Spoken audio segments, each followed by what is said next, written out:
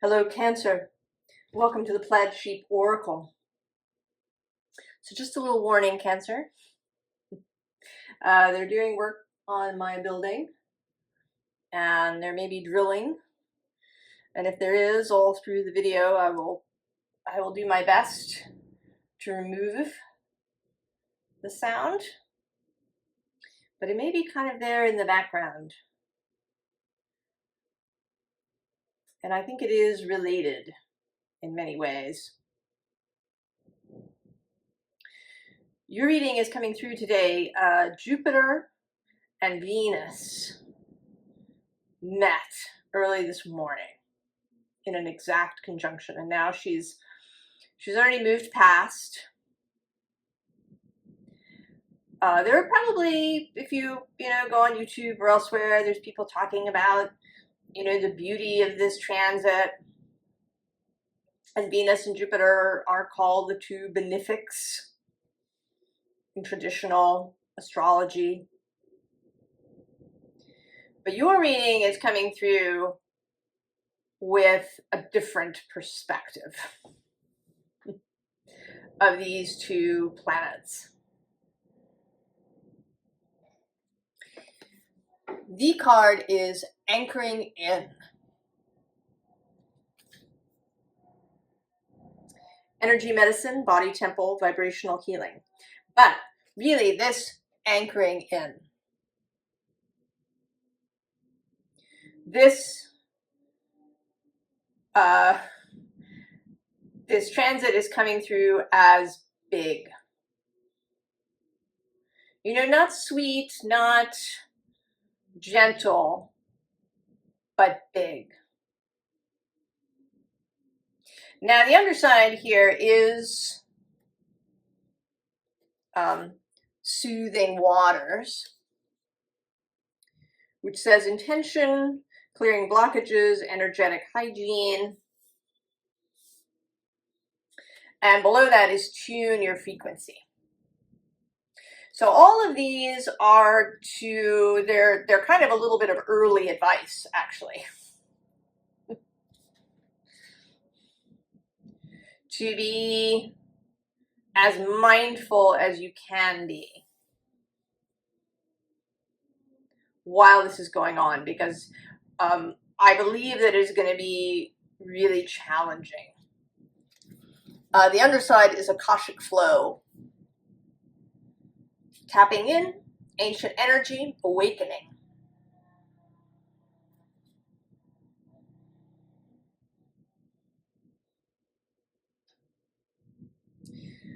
So there is something, this is that I've been receiving all of this stuff about, divine intervention and changes happening and pivot points and all of these sorts of things for anybody that is here in this collective. And so there is, right, underneath, of course, this transit was going to happen. The planets move, Venus and Jupiter meet. They actually meet relatively frequently. Mostly once a year, not always, because sometimes, right, Venus has a retrograde that would take her away. And so it's a little longer, but with relative frequency. But it hasn't been here in your sign in a long time, 12 years-ish.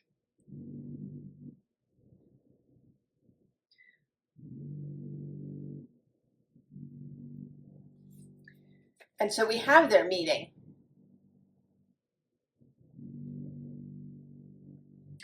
And then below is kind of a result of the meeting.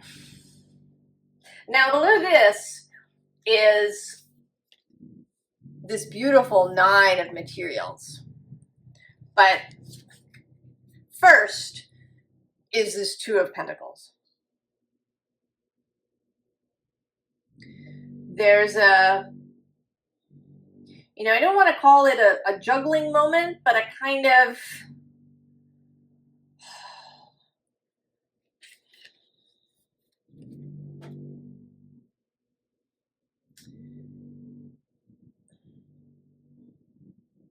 You know, what it feels like is that you're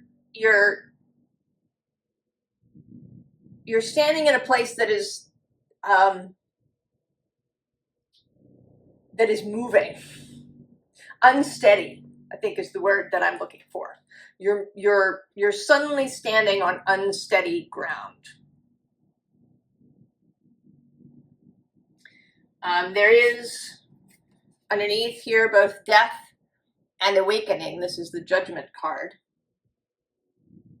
So there is really beautiful energy to be had. I mean, their meeting is showing up as the Two of Cups. I think they have a good time when they're together.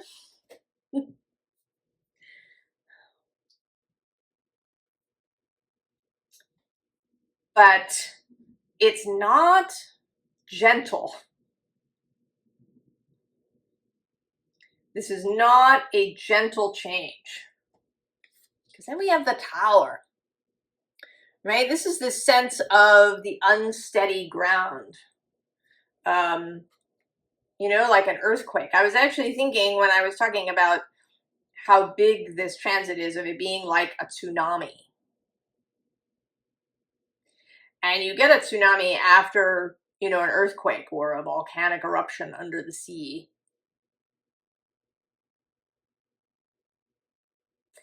And Jupiter, you know, he is the great benefic, but he is the god of sky and thunder, the philosopher king.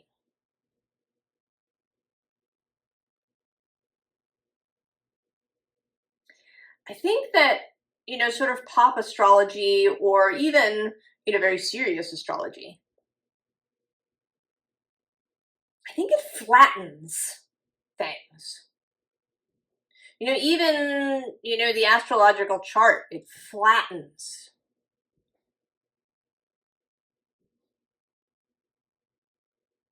Right? It's about, you know, sort of thinking about nature too. You know, nature can be made to be kind of twee.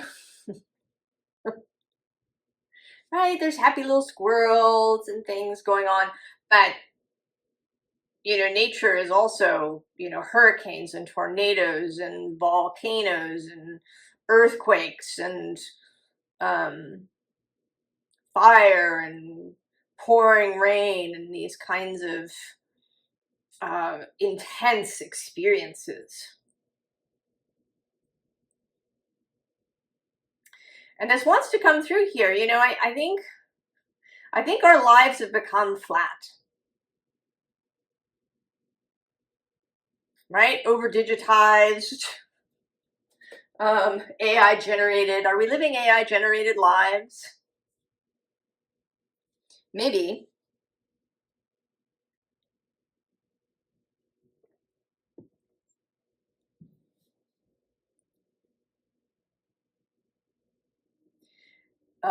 You know, hermetically sealed, climate controlled.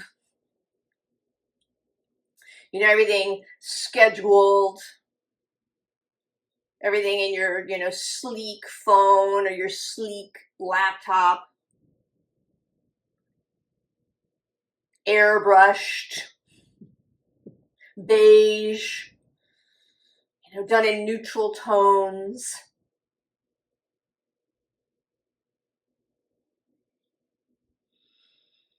Oh, there's a wildness that wants to return.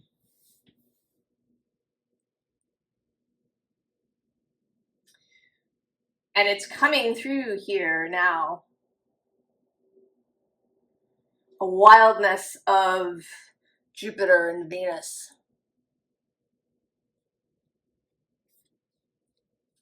Sort of see this as her showing up here in this Six of Inspiration, Six of Wands, and then the Hierophant. Jupiter.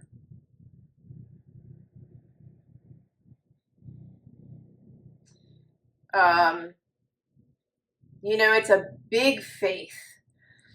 Sometimes people will talk about that, you know, in relationships to church, particularly the Christian church, that, you know, that it got tamed.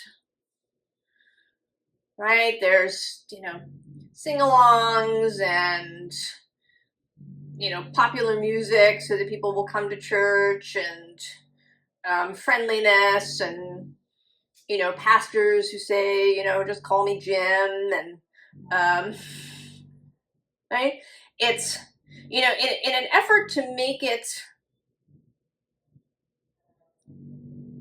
seem palatable to everybody, it's become, you know, pedestrian. It's become banal and tame and flat.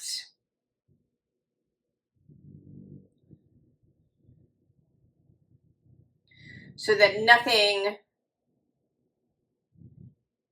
you know, I don't know, we don't feel anything anymore. There's a show called The Librarians. I've talked about it sometimes. One of the episodes, the villain is Dorian Gray.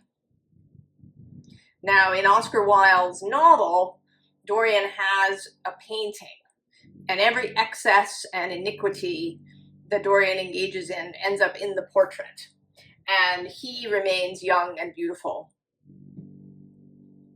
In the episode, he takes this to another level. He opens a nightclub, and it has this big board where everybody can see themselves.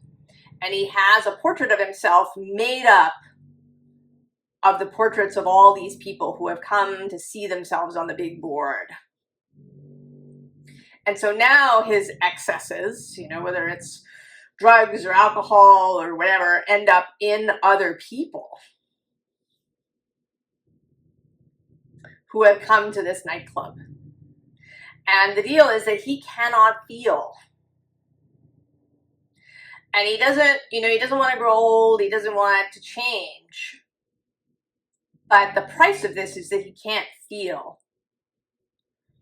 And so he kind of revenges himself on humanity, who he sees as wasting their ability to feel things. And there's something about that. There's something about how much we are willing to feel. So the next card here is this Ten of Voices. Intensity. There is an intensity.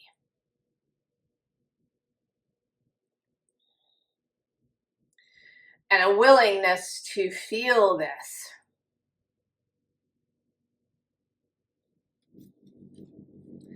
Rather than to flatten everything.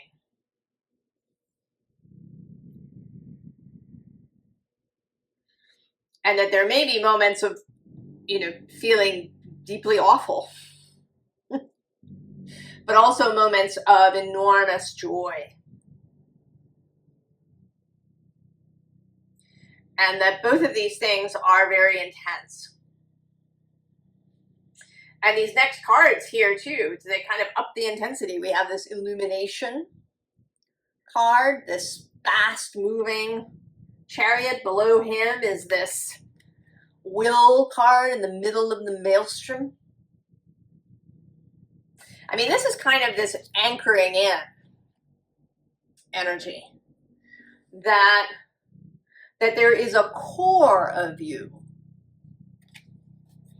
that is always steady. Right? The very center of you. Like the earth, a little bit. And you know, the earth has this, or they believe that the earth has a molten core. So steadiness is not achieved through rigidity. Steadiness is achieved through flexibility, the ability to move and shift. Below that, we have life. And then on the underside, we have both action and power. And this power card, right, she's still, this is about moving energy first before the action is taken. That the energetic comes first, right? This tuning of the frequency. But that it's not about achieving perfection, you know, so that nothing ever rocks you.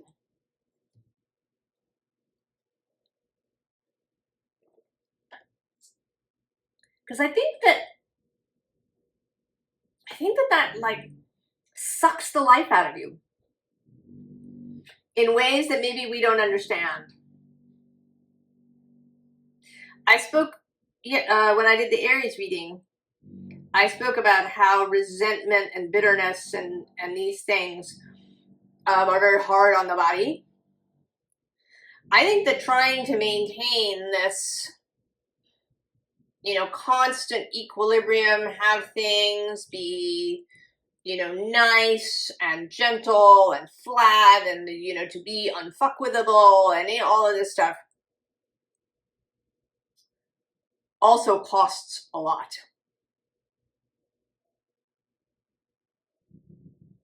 That we are meant to be flexible, that we are meant to have all the feelings.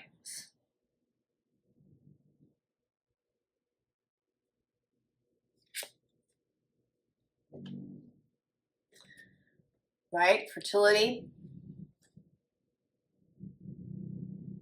We're always striving to make everything, right? To make everything pleasant. We want,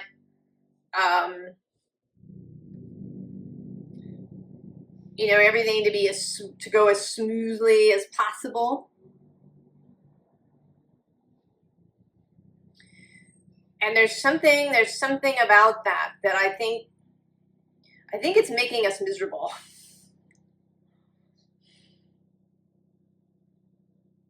I think it's making us miserable.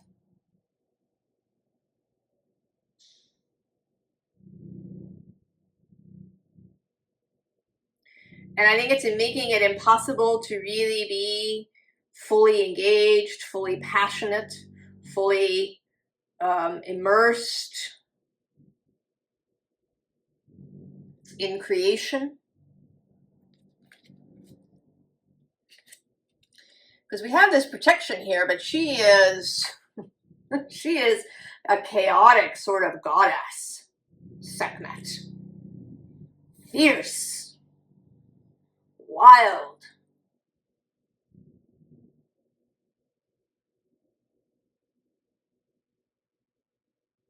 feeling all the things, experiencing all the things, and then this recovering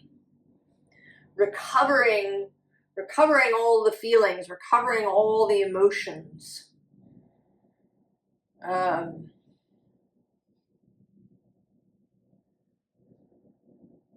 Recovering the ability to do this. That this is part of the human gift.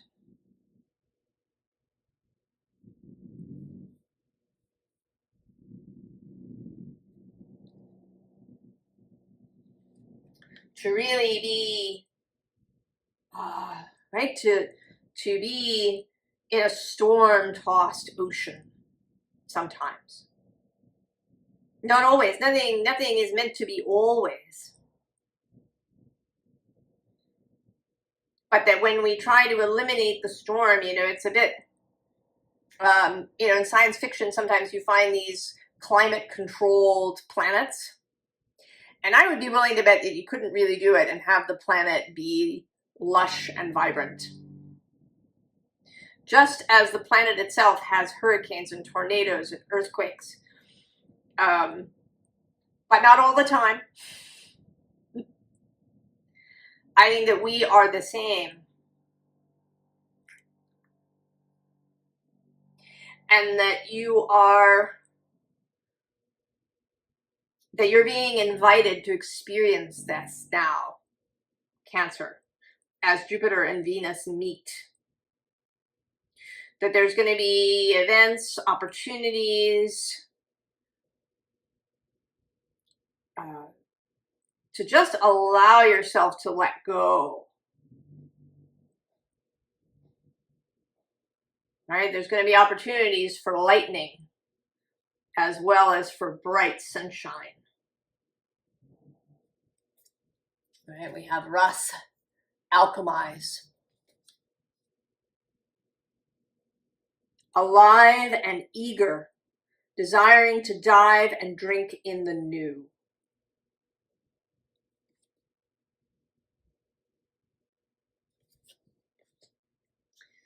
On the underside here, we have both ripen, mature, and then this yarn intertwined. And I think that as you allow yourself to mature, to, it says sublime things improve with time.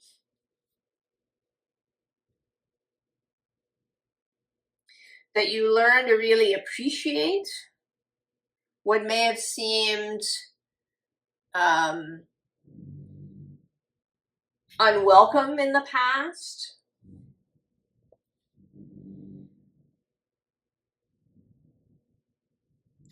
And that what's intertwined here is this range of experience.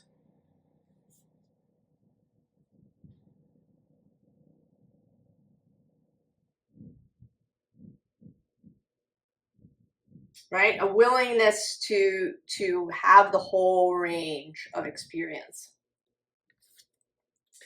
We have witchcraft, sorcery, elder. And I think that this is, right, wizards and witches and sorcerers and magic makers, right? They live in this liminal space. They are flexible.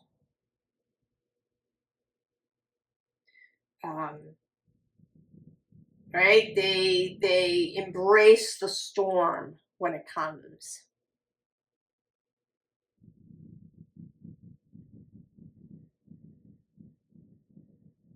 Right? That magic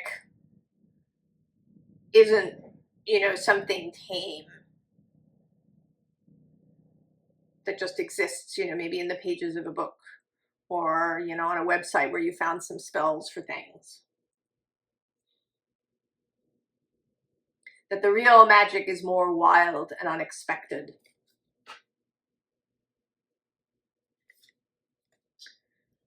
And then elks, protection, algies, as it is also known.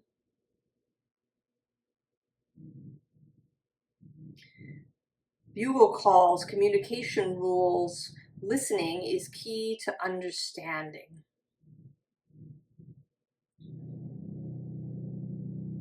So this core of the self.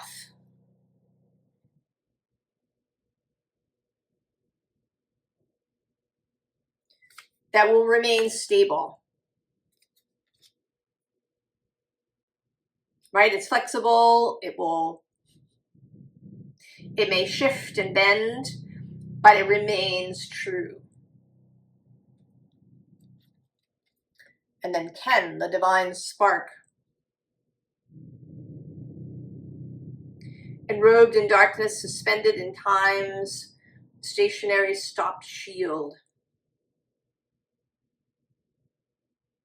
The divine spark.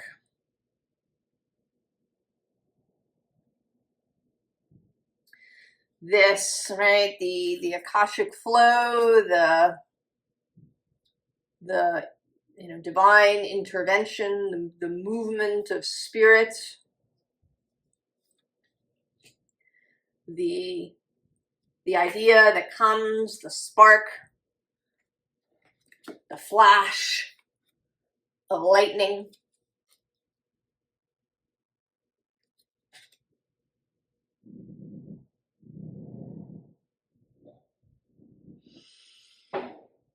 The moon makes several stops where it is the point of the kite. So there's a kite at the moment. If we think of Aries as the top, Saturn and Neptune are in the top. Uranus is over here in Gemini. Pluto is over here in Aquarius. And then down here in Libra is the bottom of the kite. And the moon has already been there. Now Mars is passing through. Mercury will be next, then the sun, then Venus. But through all that time, you know, once a month, the moon will make a stop there. And the moon is your planet. So you have, you know, a number of opportunities of these flashes of lightning from Uranus.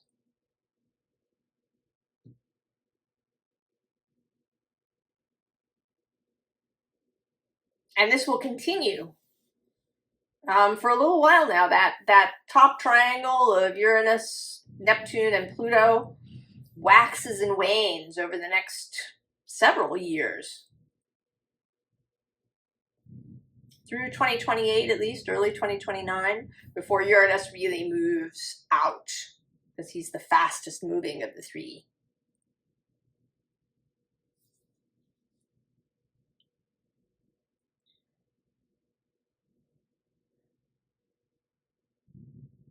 So I think that there's going to be a period here where you may get many flashes of ideas, of revelation, maybe just of energy to do, to act, right? To take this action.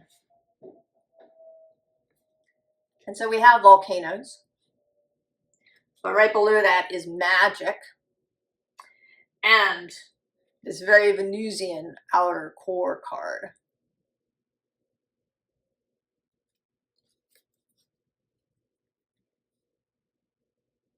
She'll be with you a little while yet, not quite 2 weeks more before she moves into Leo, Venus.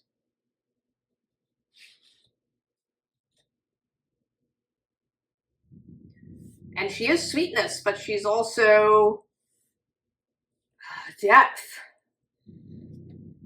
and sexuality and eros and chaos. That yin energy here.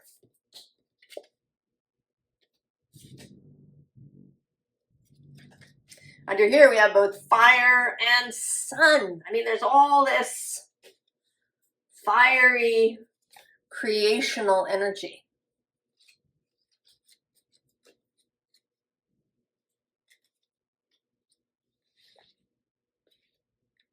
That is available to you, but it's not tame, Cancer. It's not flat. It's not something that'll fit into your phone. It cannot be contained in that way.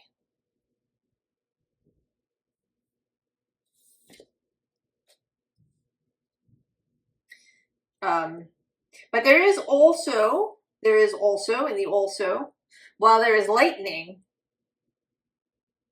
there is also comfort. There is sweetness. There is depth. And there is richness.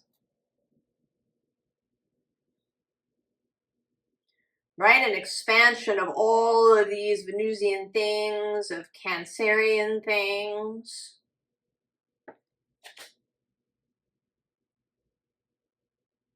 Of watery things. But you're also, you know, in a natural square, and this is in a natural square, sign to sign, rather than exact degrees, to that opposition between Saturn, Neptune on one end and Mars on the other. There is a square there too, right? This dynamic spark of the square.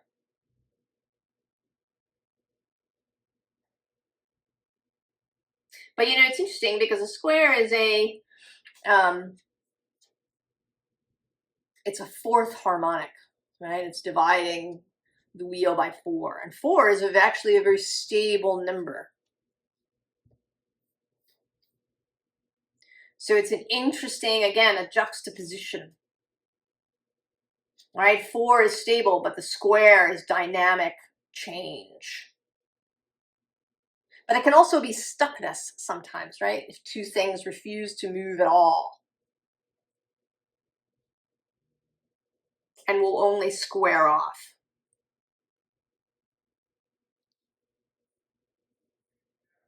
So how to allow the dynamic change, allow the wildness. If you try to keep things too nice, too controlled, too scheduled, you will impede progress. Or you'll make it more uncomfortable than it needs to be.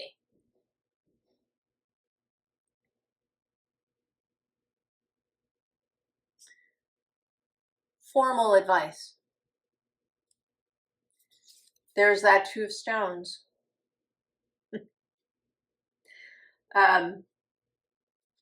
Right? The willingness to stand on unstable ground, because right below that is the Wheel of Fortune and the Fool. And actually also the Page of Stones, who is somebody who's willing to learn. The Page of Stones would certainly be willing to stand on uneven and unstable ground. Especially, you know, if trying to reach the Hierophant.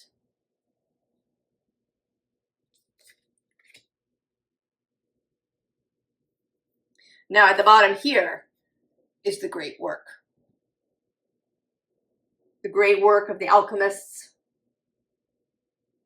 turning the soul's lead into gold, although I would say turning the human self's lead into gold.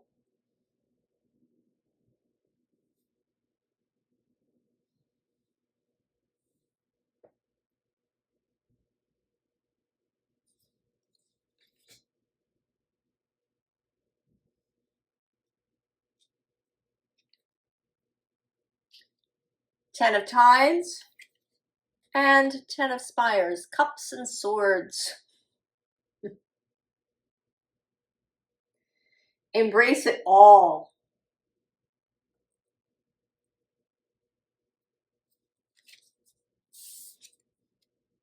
Death.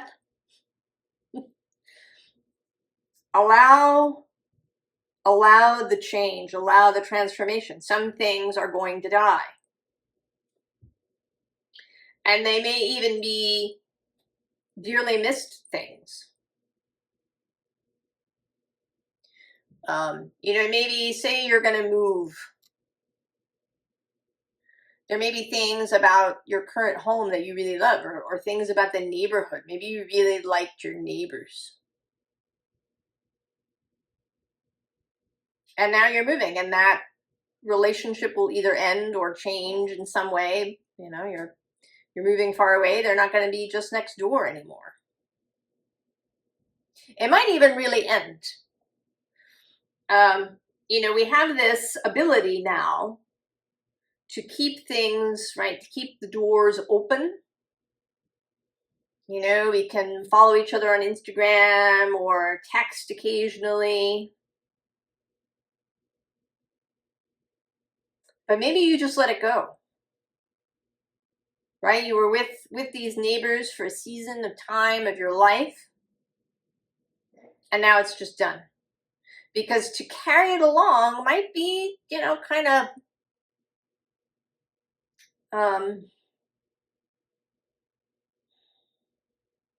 right? It's not really juicy to, you know, just follow somebody's Facebook page.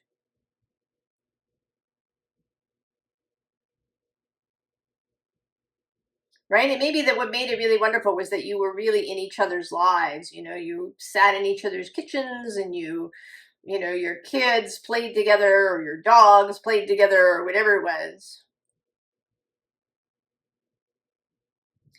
And that the text is simply not the same, that we don't have to hang on to every last thing either. That we can release something. That a relationship can end. You know, maybe it comes down just to Christmas cards. And that's okay.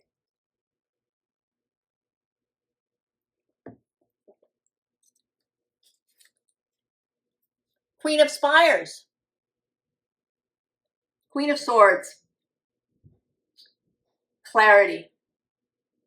Discernment. Integrity. And here really seeing and coming out into the open. Like she's about to come out into the open.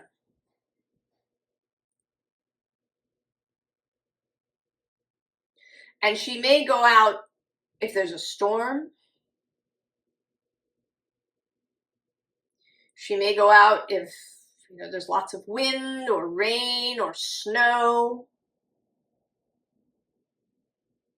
She may allow some of that into her space, right? That she doesn't have a hermetically sealed home.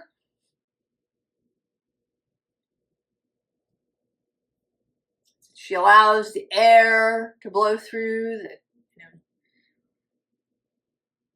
the occasional flying bug or spiders or, you know, storm-tossed leaves.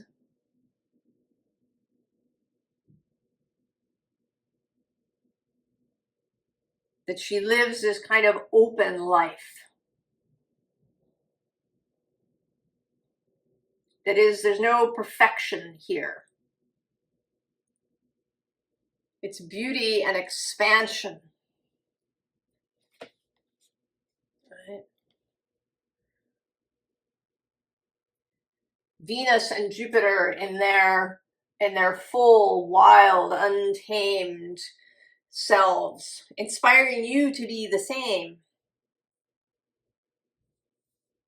I mean, absolutely, you can curate your life if something is really unacceptable,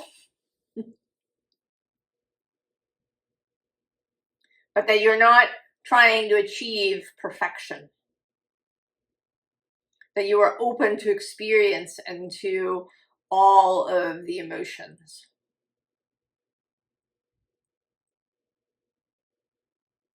To really feeling, right, to that.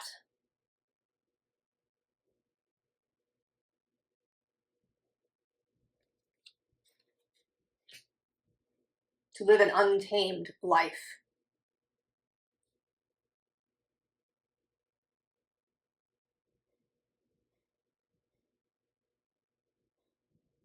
Cancer. So interesting. I hope that it inspires you and that it sounds juicy and exciting. I wish you all of the very, very best, and I'll see you next time. So long.